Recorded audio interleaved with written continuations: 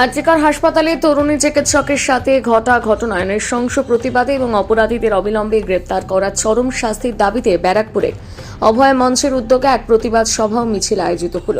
তাদের দাবি, কেন্দ্রীয় তদন্তকারী সংস্থার প্রতি তাদের আস্থা নেই, সে কারণেই প্রকৃত তদন্ত করে দোষীদের শাস্তির দাবিতে তাদের এই প্রতিবাদ সভা ও মিছিল। এদিনের এই অনুষ্ঠানে অংশ নেন বাম নেতা বিকাশ রঞ্জন ভট্টাচার্য।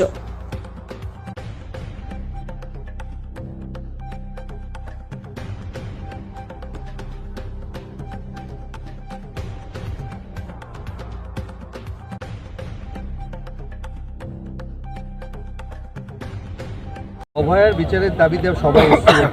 হাইকোর্টে সোমবার থেকে এই শুনানি শুরু হবে।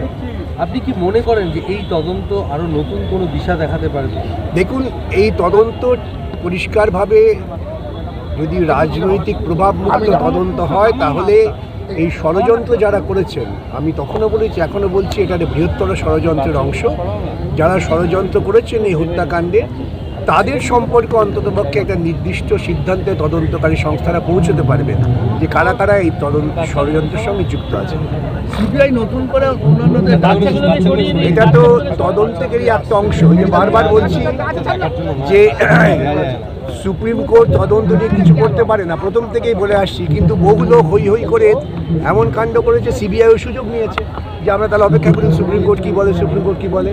এখন সুপ্রিম কোর্টের কাছে তদন্তের বিষয়টা নেই, পরিষ্কার হয়ে গেছে যে সিবিআইকে তদন্ত করতেই হবে। তদন্ত তো শেষ তারা ঘোষণা করেনি, এবং সেটাও হচ্ছে এই জন্যই যেহেতু মানুষ আন্দোলন করছে। আজকে যদি মানুষ আন্দোলন না করতো, এটা একটা বিষয়, আপনি তো এদেরকে প্রথম দিশা দেখিয়েছিলেন, মাঝখানে বিভ্রান্ত হয়ে গেল। এই যে প্রথম থেকে যে একটা বিভিন্ন সময় বিভ্রান্ত হয়েছে, এতে কি তদন্ত কিছুটা ক্ষতিগ্রস্ত হয়নি?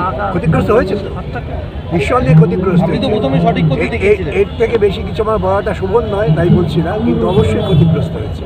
মানে এরপরে কি বিচার পাওয়া যাবে কি মনে করেন? আমি তো বিচার পাওয়া মানে আরও 2-4 জনকে খুঁজে বার করা যাবে যারা সাক্ষ্য প্রমাণ লোপাট করেছে, সেটাই যদি কেউ বিচার মনে করে তারা সন্তুষ্ট হবেন। কিন্তু আমার মতে সেটা তো শুধুমাত্র বিচার নয়, এর মধ্য দিয়ে মানুষের যে এই ধর্ষণ করার ক্ষেত্রে একটা উল্লাসী মনোভাব, সেটাকে আমরা নির্মূল করতে পারি। যেভাবে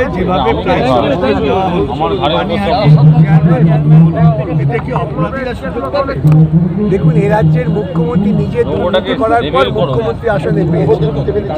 ওরা ধরে নিয়েছে যে পশ্চিমবঙ্গের মানুষ যারা দুর্নীতি করবে, যারা গুন্ডামি করবে, তাদের পক্ষে থাকবে। ওদের এই ধারণাটা তৈরি হয়েছে। তা নাহলে মমতা 3 বার জেতে না। মমতার উত্থান তো দুর্নীতির মধ্যে ছিল, এটা স্পষ্ট বলছি আমি। অতএব সেইটা যদি পশ্চিমবঙ্গের মানুষ নিজেদের আত্মসম্মান বোধ থেকে বোঝেন যে এদের ভোট দেওয়া মানে দুর্নীতিকে ভোট দেওয়া, তখনই তার বিচার হবে, তাদের হবে না। তাহলে কি এদিকে একটা